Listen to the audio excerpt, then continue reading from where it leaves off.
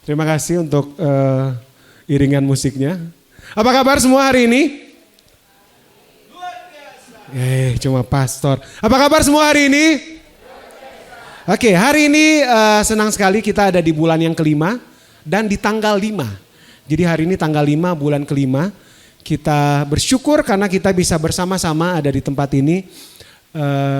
Selalu excited seperti Pastor Aaron bilang untuk bisa berkumpul bersama-sama. Silakan duduk guys.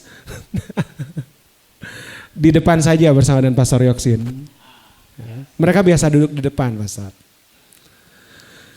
Well, hari ini kita memasuki bulan yang baru dan saya bersyukur sekali punya kesempatan buat berbagi bersama dengan kita semua. Kita ada di tema But First dan kita akan belajar selama 1 bulan ini dari Yosua pasal yang kelima. Oke, mari kita mulai supaya tidak berlama-lama lagi. Saya ingin memperlihatkan satu gambar buat kita. Oke, kalau teman-teman, saudara-saudara lihat gambar ini, yang ada di dalam pikiran kita apa? Ini di mana nih? Gambar ini di mana ini biasanya? Di Pasar Tondano? Bukan. Oke, boleh gambar selanjutnya, Princess? Nah, kalau ini kira-kira di mana? Ada bayangan nggak ini di mana? Di mana? Bandara. Oke, bukan di Pasar Tondano ya. Beberapa waktu ini penerbangan itu sangat mengalami masalah, khususnya di Manado. Karena erupsi Gunung Ruang, sehingga banyak penerbangan yang reschedule, tertunda, delay, dan dibatalkan. Itu yang terjadi. Sehingga mengakibatkan banyak planning, banyak rencana, banyak hal yang mungkin sudah dipersiapkan oleh seseorang, akhirnya tertunda. Dengan tutupnya bandara khususnya ada di Manado. Bulan kemarin,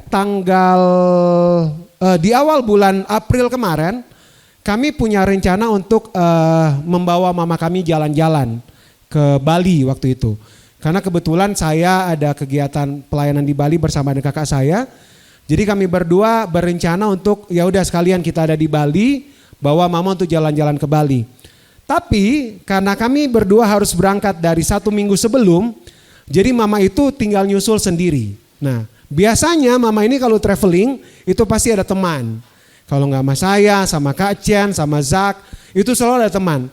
Tapi ini karena saking gebetnya si mama ini suka jalan-jalan, dia bilang, oke, nggak apa-apa, mama jalan sendiri aja. Oke, that's good. Penerbangan ke Bali itu harus lewat Makassar, transit Makassar. Dan saudara tahu, sampai dari Manado, Bali dia kirim di grup kan, udah mama nih udah on board, aman. Kak Cian antar mama sampai di bandara. Sampai Makassar, sudah landing di Makassar.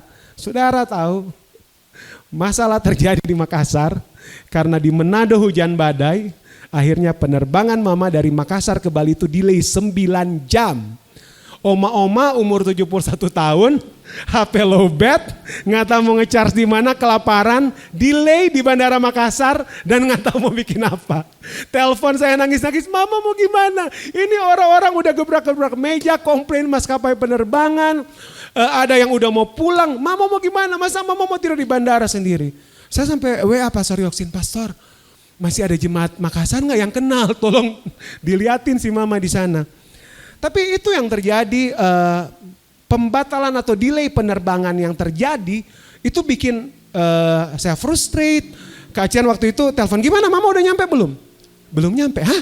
Udah jam segini? Jadi schedule-nya itu mama harusnya sampai di Bali jam 3:30. Dia sampai di Bali, saudara tahu jam berapa? 11:30 malam. Jadi dia ada di Makassar selama 9 jam.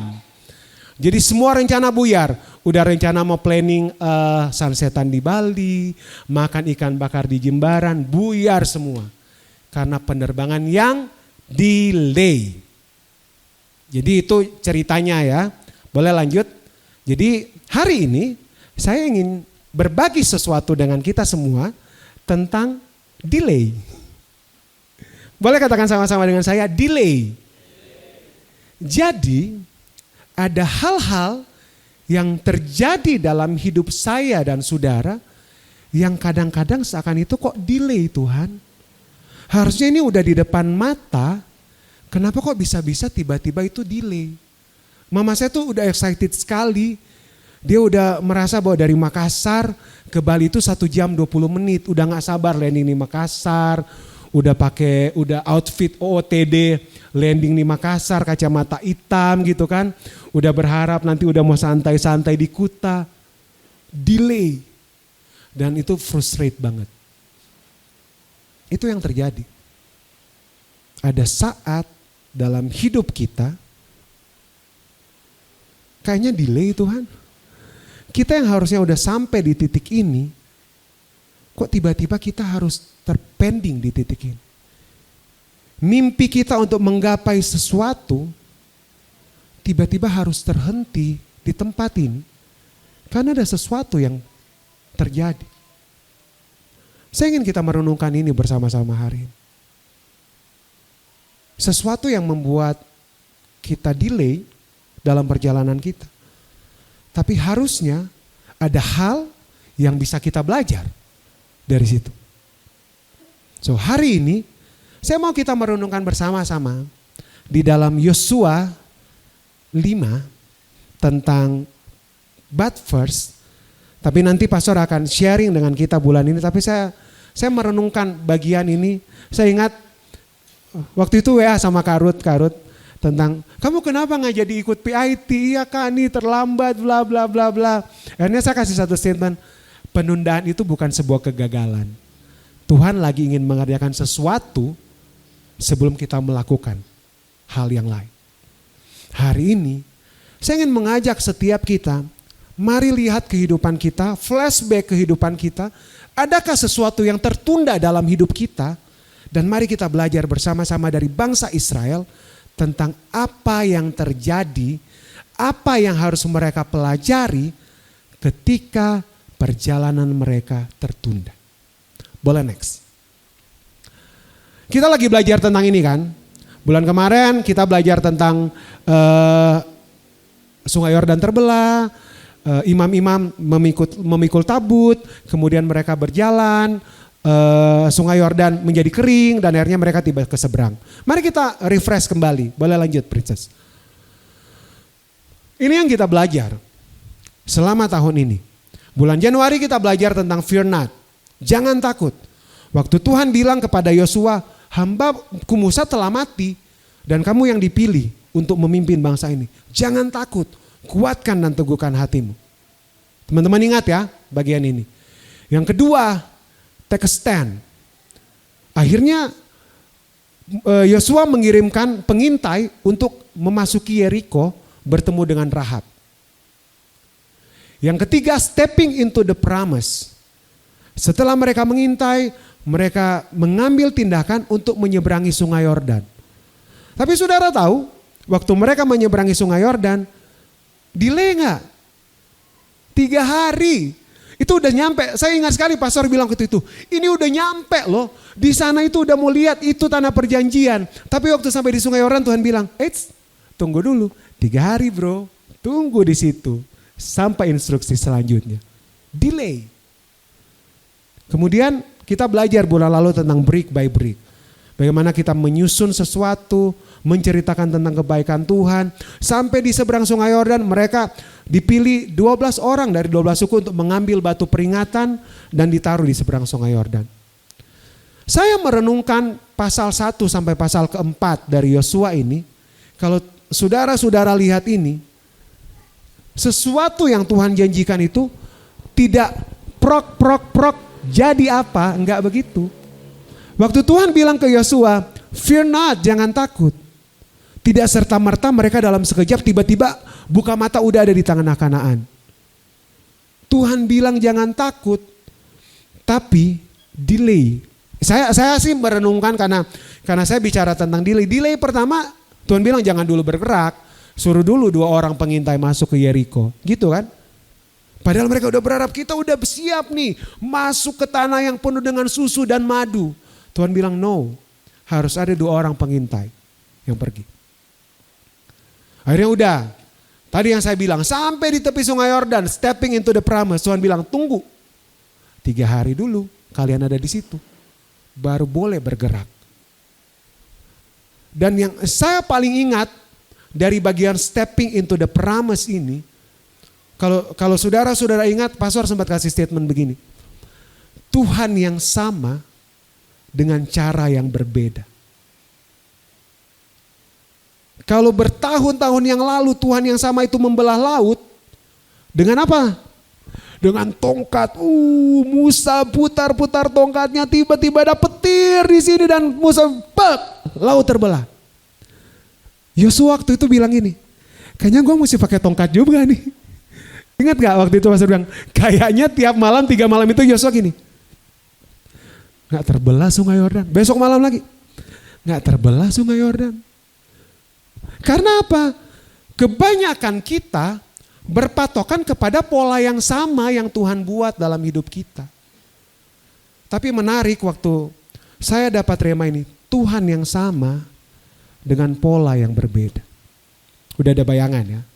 Terakhir break by break. Oke, kita akan masuk ke dalam perenungan kita hari ini. Dalam sebuah penundaan yang terjadi, hal apa yang dapat kita pelajari? Dalam sebuah penundaan, kalau saudara rasa ada hal yang tertunda dalam hidup kita, apa yang perlu kita pelajari?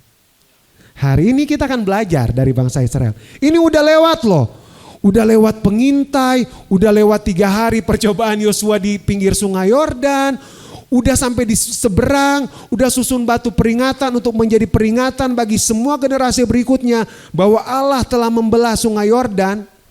Sampai di sungai Yordan Tuhan bilang, tunggu dulu, masih ada hal yang harus dilakukan.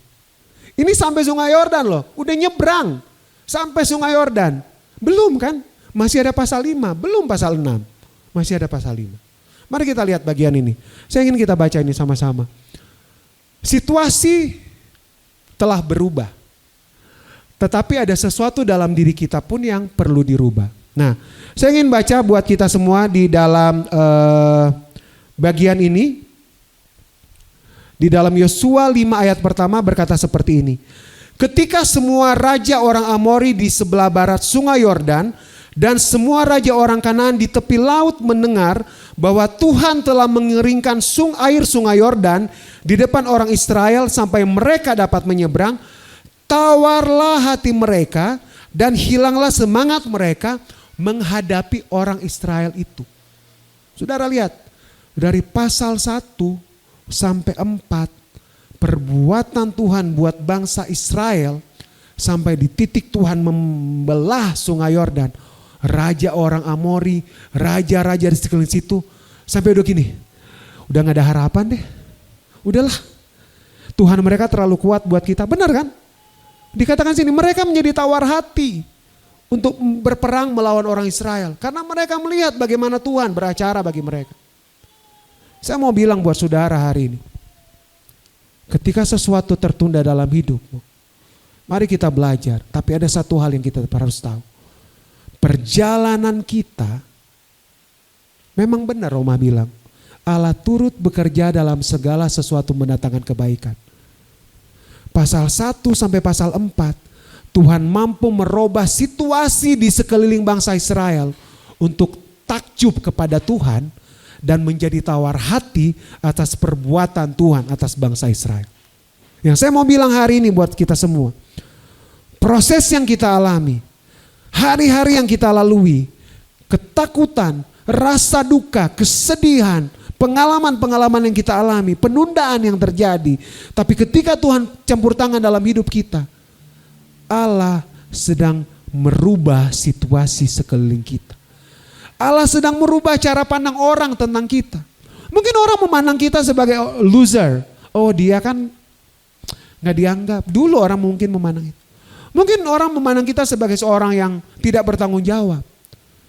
Tapi situasi-situasi, keadaan-keadaan yang terjadi dipakai Tuhan untuk membuat sesuatu dan merubah cara pandang orang tentang kita.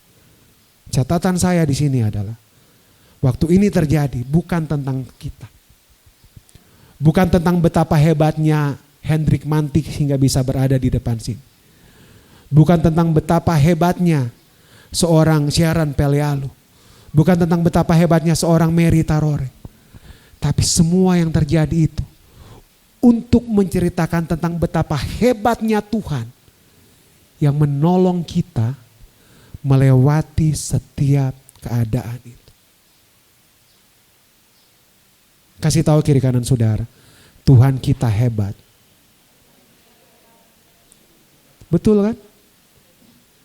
Tuhan yang membawa Kak Ruth sampai ada di Tondano. Tuhan yang hebat, yang mampu membungkam setiap musuh yang mungkin berkata-kata negatif tentang kita. Ini yang saya bilang. Situasi sekeliling kita berubah karena perbuatan Tuhan. Tapi Tuhan membuat delay perjalanan mereka. Karena ada satu hal yang perlu dirubah dalam hidup mereka. Hati kita. Kalau situasi berubah, hati kita gak berubah. Saudara tahu yang terjadi apa? Kita jadi sombong. Kita jadi sombong. Kita akan merasa, ya kan Tuhan menolong kita, tapi saya juga kan melakukan bagian saya. Situasi berubah, tapi Tuhan ingin merubah esensi dalam diri kita, yaitu hati dan cara pandang kita. So hari ini, kalau saudara-saudara mengalami delay dalam kehidupan kita, mari kita belajar dari bangsa Israel. Apa yang sedang Tuhan ingin kerjakan. Let's see. Poin pertama. Hal yang pertama, yang Tuhan mau kita belajar. Di dalam ayat yang kedua berkata seperti ini. Ayat yang kedua dan ketiga. Pada waktu itu berfirmanlah Tuhan kepada Yosua, buatlah pisau dari batu dan sunatlah lagi orang Israel itu untuk kedua kalinya. Lalu Yosua membuat pisau dari batu dan disunatnya lah orang Israel itu di bukit kulit katan. Yang pertama yang Tuhan lakukan ketika masa penundaan itu, Tuhan meminta untuk mensunat kembali bangsa Israel. Bukan sunat, ini dikatakan sunat yang kedua. Tapi kalau saudara baca di Yosua 5 ini, jadi semua bangsa Israel yang keluar dari Mesir yang sudah disunat itu meninggal di padang gurun. Karena Tuhan bilang, saya gak mau mereka masuk ke tanah perjanjian. Mereka gak pantas. Tapi ada generasi-generasi baru yang lahir di padang gurun. Dan ketika mereka sampai di tepi sungai Yordan, Tuhan bilang kepada Yosua, sunat mereka. Poin yang pertama, waktu perjalanan Anda tertunda, Tuhan mau kita mengingat lagi perjanjian kita dengan Tuhan.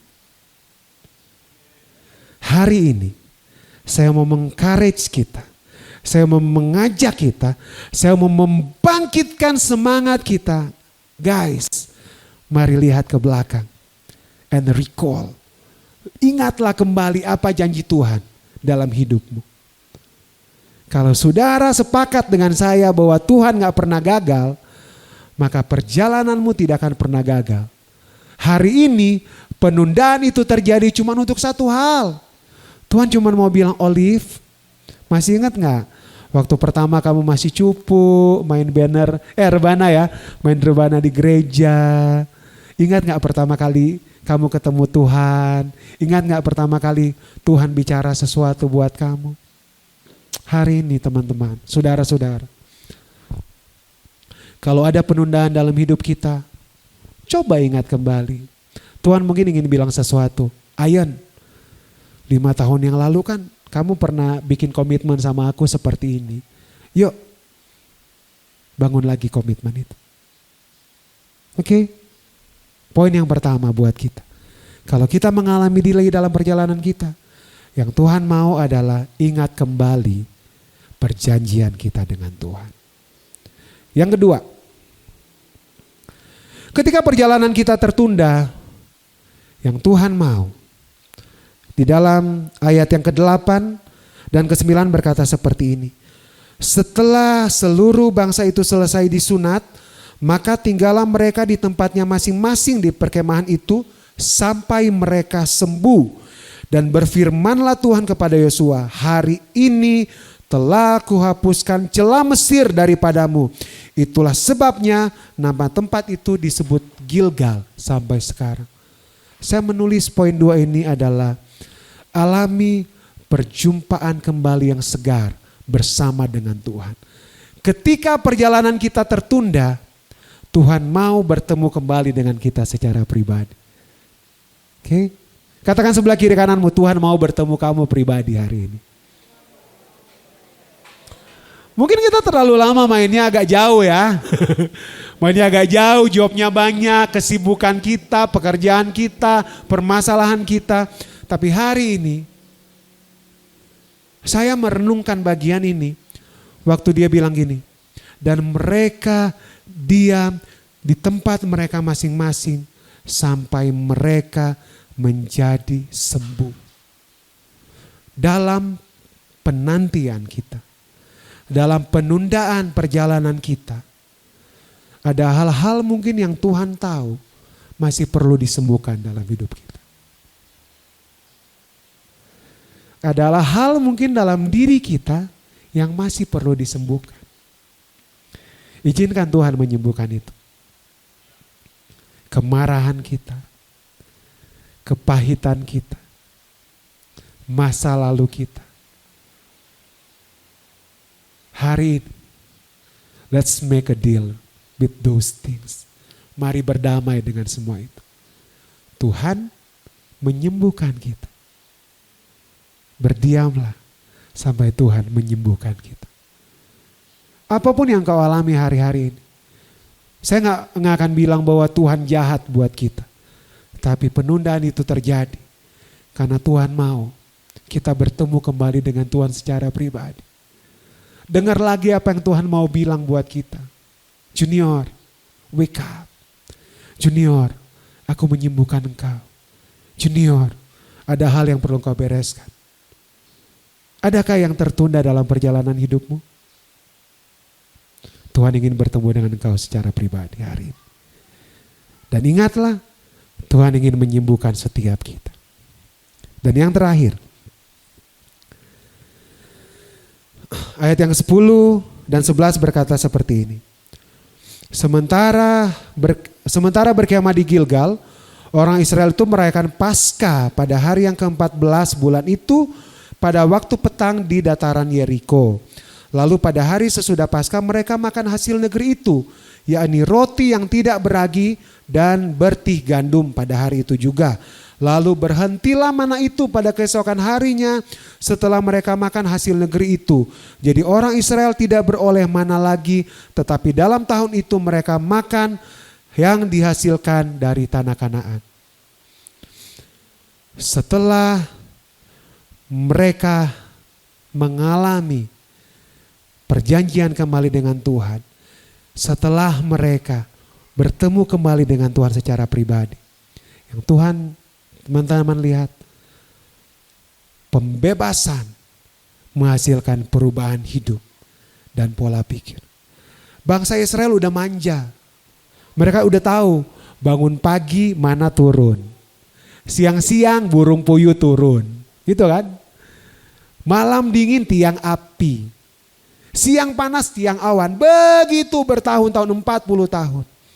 Dan hari itu, di masa penundaan itu, mana itu berhenti.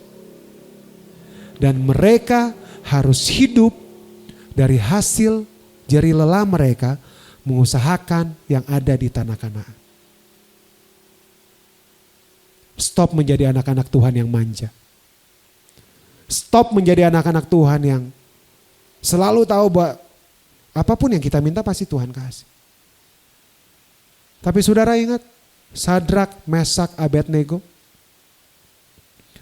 mereka bisa bilang begini, kalau Tuhan yang kami sembah tidak mampu mengeluarkan kami dari dapur api yang menyala-nyala, kami akan tetap menyembah Dia. Kalau Tuhan gak menyembuhkan penyakitmu, masih maukah engkau menyembah Dia?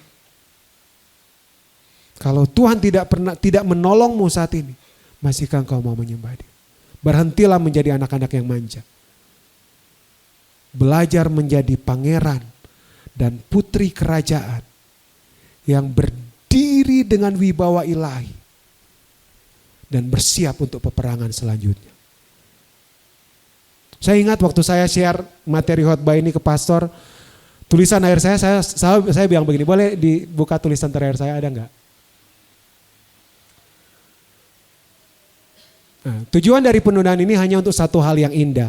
Hati yang siap untuk menjadikan dia yang terutama dalam hidup kita. Next.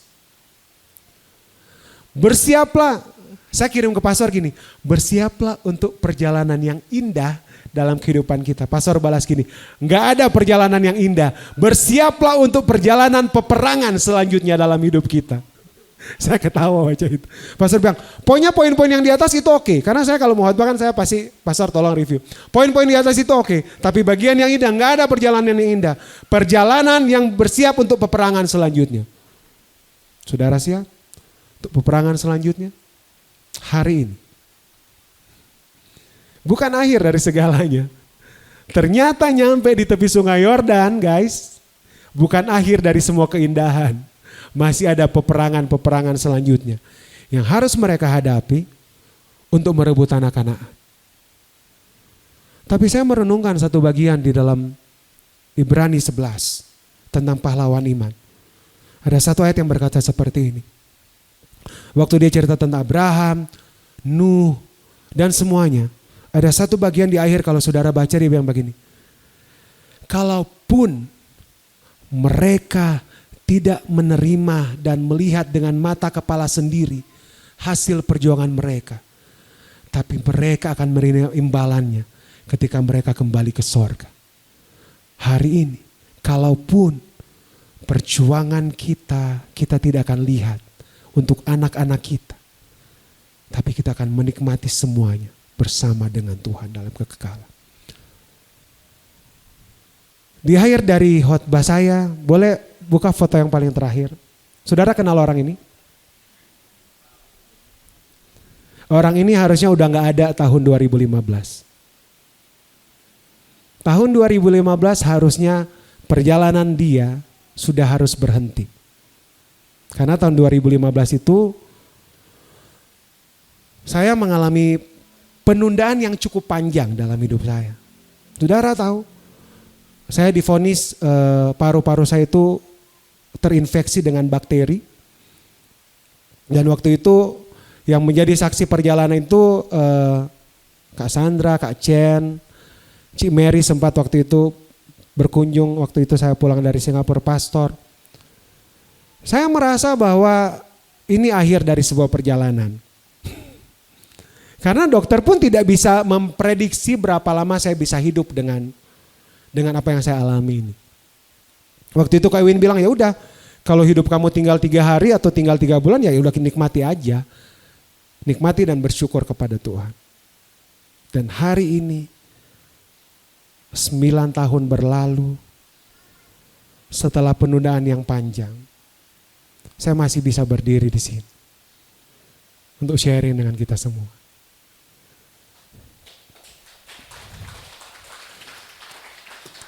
Saya masih punya teman-teman care group. Saya masih bisa melayani. Yuk teman-teman pemain musik. Apa yang tertunda dalam hidupmu hari-hari ini? Adakah yang tertunda dalam perjalanan kita? Hari ini Tuhan mau untuk kita mengarahkan hati kita kepada Tuhan. Ayat yang terakhir, Ibrani 12 ayat 2 dan 3. Mari kita berdiri bersama-sama. Mari kita baca sama-sama ayat ini. Ibrani 12 ayat 2 dan ayat yang ketiga. 3, 2, 1.